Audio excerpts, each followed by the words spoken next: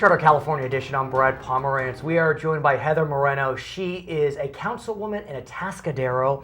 And I want to go back about 10 years to the tragic San Simeon earthquake. For our viewers, give us a sense of how Atascadero was impacted by that earthquake. Well, it's a little difficult for me to say because I moved here Right. 6 months after the earthquake. But you have a sense. But I do, in a very big way. When you consider the city hall, the rotunda Right. that there is really the center of the city, and I think for everybody it was a devastation. And so you had to relocate from there, find a place to put everybody for the city, which took a couple of years to really Right. sort that out. And this city hall truly is historic. Yes, the it is. old city hall, I mean, the pictures are breathtaking. Yes. That a city the size of Atascadero, I mean, no ill will when I say that, Take none. really, grew up in a way that allowed it to have such a beautiful structure, and for it to be damaged so severely is heartbreaking, like you said. It really is. And what's come out of that, though, I think, from everybody that I speak with, is an even better building.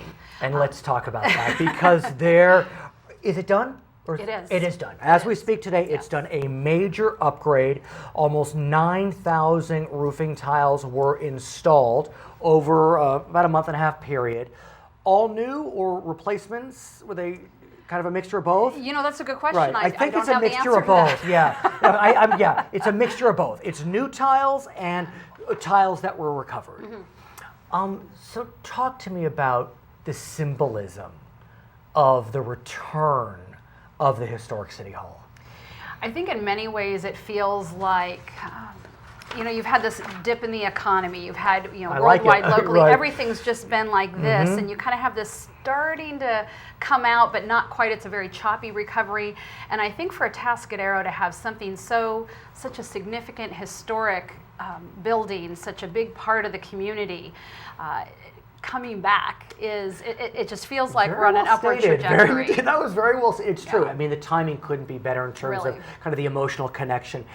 In the background, lots of exciting events going on at Atascadero. Yes. We're heading towards the end of summer, but still, you've had movies in the park, your summer concert series.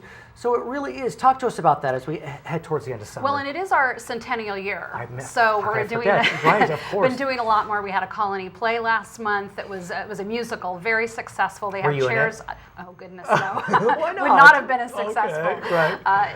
But they had chairs for 500 both nights. Those chairs were filled, and then another 200 or so people behind. So each night just packed in the Sunken Gardens. We've had, like you said, the concerts in the park. We just started our movies in the park last Saturday. And, we have a lot of sponsors that help to make that possible. The community really pulls together. I want to talk about you for a moment, if I may. You recently joined the City Council through appointment, which is always an interesting way to get on. It is. Again, no ill will, of course. And how's it going? I'm really enjoying it. I know Right. that sounds kind of crazy. And No. one of the things that I've thought along the way is that I wish everybody could have the opportunity to be on council for even a 3 to 6 month period to just get a broader perspective.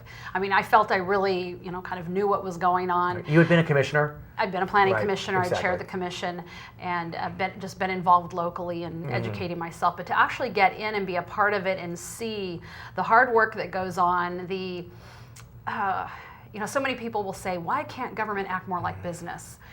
Well, in a business, if you had to call a board meeting anytime you needed to make any decision, and you had to invite everybody, every customer, everybody to, we've got something called the Brown Act, and that's good. You want citizens involved, but it slows down the process. Hear you. Okay, her name is Heather Moreno. She is a member of the City Council in Atascadero. Happy birthday to Atascadero. Congratulations on the building. I'm Brad Pomerance. Back to HLN.